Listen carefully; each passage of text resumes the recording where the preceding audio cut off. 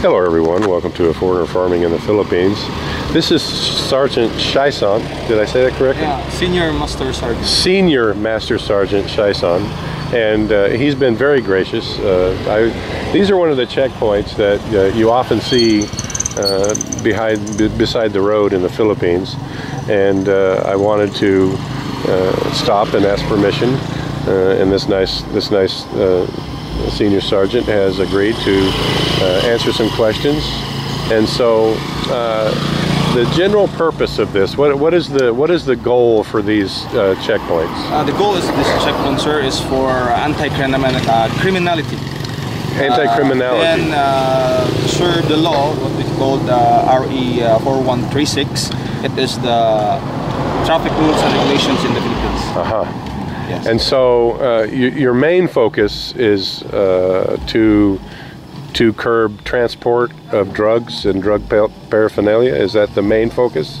Yes, one of the purpose of this checkpoints. Okay. So we have to deter criminalities, to prevent criminalities from proliferating in this locality. Then to have check what we call our motorists, if they have what we call they have the papers, the license, insurance. Then insurance. Then we have their helmets, because it's part of our what we call security of our motorists to have their helmet if they are riding their motorcycles. And you've been strictly enforcing that in the last year, yes? Yes. Yeah, I've noticed many. In fact, my tatay, my tatay got a ticket like 3 months ago. No helmet. So what is the impetus? How do you pick an area? Like, whose decision was to put here? It's the decision of the operation officer. And so he said, just go here and set up the checkpoint. It's what is called a strategic area. A strategic area. Yeah, strategic area. So if you look, it's a area from close to the town. Yeah, that's Trinidad right there, for everyone who's curious. And it's more likely no intersection or no what we call road, so they cannot go back there.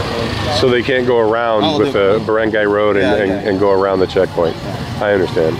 Now, in the United States, so is this, you're Philippine National Police, yes? Yes, yes.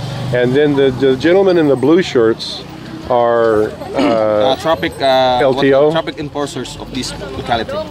Oh, okay. All right. So in the United States, what I'm familiar with, we have what they call highway patrol or troopers. Yes. We have also here in the Philippines. So I'm curious because it seems there's many jurisdictions. Yeah. So who is actually in charge of drivers in the Philippines, or is it shared equally among LTO, PNP? Is there a specific criteria? Who should I be more afraid of making mad? Should it be the PNP, the LTO? In the locality, there is what we call the jurisdiction, right? It's in jurisdiction. Right. In this locality, the local police here, or the PNP that is assigned here, is to have the jurisdiction. But we can also have the LTO because they are governed by the national laws. Okay. They are national in scope. Okay. Just like us, we're national, but we are bounded by this locality. Okay. And I was curious, you know, in the United States, everyone has fear of the highway patrol and the troopers because they have vehicles and radios, and they drive around and they're looking for violations. Yeah. And you know, in Cebu, I saw one motorcycle that had the blue light. Yeah. But honestly, I've never seen one in Bohol, like a traffic cop. Like this one? Like that, yes, like that. Well, there now I've seen one in Bohol. But I have to say, I never see him going up and down the road. I've never seen, not even in Cebu, I've never seen that motorcycle and another motorcycle pulled over. So does he have authority to say, hey, pull over so I can check your papers? If he has what we call we call it deputized from the LTO. If he is deputized from the LTO, he can pull over anyone on the road. Okay. And if he believes that that person had a violation. A violation, okay. Yeah. All right. Well, that's similar in the United States. So that brings me to my next question. All these motorists down there, they know what's going on. They know you have a checkpoint here, right? And so I assume that they don't have a license or they don't have the proper papers for their vehicles. So what stops that man on that motorcycle from going down there and just starting at one end of that line and say, show me your license? No, there's no stopping him from going there.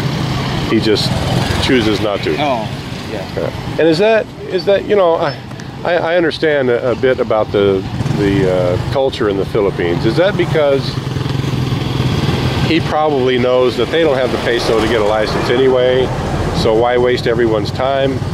I mean, why? I guess my question is, why is it not strictly enforced? Why is it only a checkpoint like this? Because I don't see that guy riding around pulling over motorists saying, give me your papers, and then writing a ticket, writing a penalty.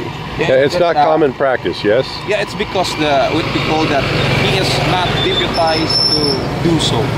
Ah, okay. So it is against the law if you're not deputized to have pull over someone to have a ticket or as a TOP. If you are deputized by the LTO.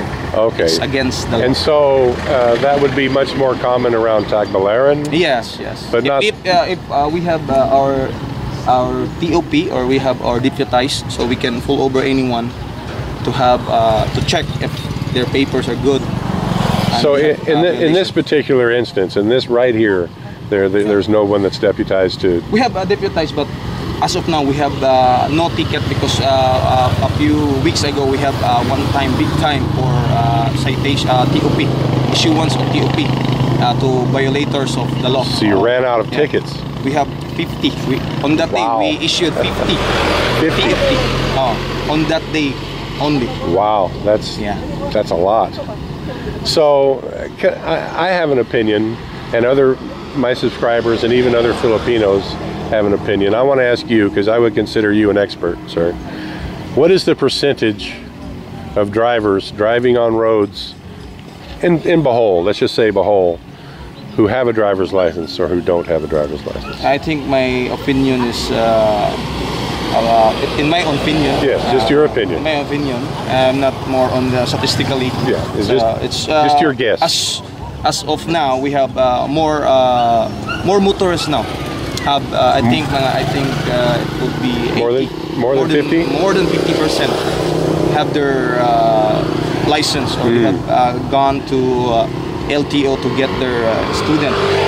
Be released is the student driver's license. It's the training license. Yeah. Okay. So what are the requirements for a motorist to drive? You need a license, yes. Yes. Do you have to have insurance? Must you show proof of insurance? Yes. And so you have to have your registration, your papers for your vehicle. Your registration could be certificate of registration and official receipt that your motor vehicle or any vehicle you drive is registered on this year. Okay. And anything else? Yes, you have to have your driver's license. Then you have, if you're driving a motorcycle, you have your helmet. You have your gear, shoes. Oh, that's right. No slippers. Yeah. If you're on a motorcycle. Okay. So I have to ask you this about the paperwork on a vehicle, because I bought a vehicle before on installments. A brand new one. Yeah. Well, a brand new multi-cab. It's a new multi-cab, and we never got any paperwork. We got the original the paper tag. Then. And we keep asking the dealership, where's our license? Where's our license? You can go to the LTO and ask something about what happened to the license of your vehicle. They are the appropriate agency to handle that. Okay. All right. Well, my wife didn't know. She didn't know the procedure either. She just now has her learning permit. She's 37 and never had a license before, so she's not familiar with the laws. Yeah. So, is there anything you would like to say to foreigners about driving in the Philippines? What we should be concerned about? I should always, if you're here in the Philippines, always carry your passport. If something happens to you, we have to require the number of your passport so we can what we call your embassy, to inform your embassy. To notify your embassy, to notify your embassy if what happens to you. Then always get your driver's, get your international driver's license if you have one. Then if you're living here in the Philippines, we are acquiring you to have a driver's license here in the Philippines. Yeah, I think foreigners are granted 90 days. Yes? Oh, 90 days, yes. To get their license. Okay. Right. All right. Well, thank you.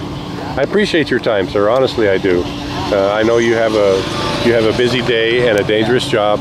And Sergeant, it's Senior Master Sergeant. Senior Master Sergeant. Police, I can't say it. Police Senior Master Sergeant Siason. Thank you so much. I appreciate it. And thank you, everyone. Please like, comment, share, and subscribe.